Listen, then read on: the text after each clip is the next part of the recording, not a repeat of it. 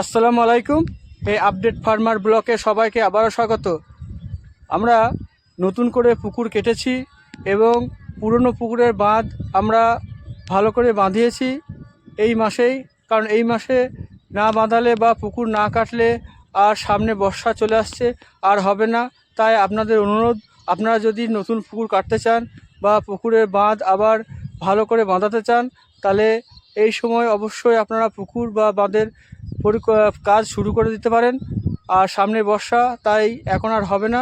আমরা নতুন পুকুরে আমি এখন পানি দিচ্ছি, আর কিছুদিনের মধ্যে আমরা চারা মাছ ছেড়ে দেব, আপনাদেরও আপলোড করে দেখিয়ে দেবো ভিডিওতে। আর আমার চ্যানেলে কেউ নতুন হয়ে থাকলে অবশ্যই আমাকে সাবস্ক্রাইব করে বেল আইকনে বাজিয়ে দেবেন। আর আমার পুকুরের পানি হচ্ছে সেটা আপনাদের দেখাই, চলুন একটু।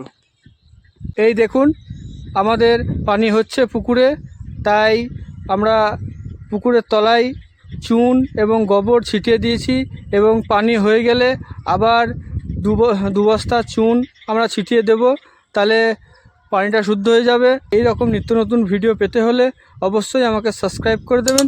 আসসালামু আলাইকুম।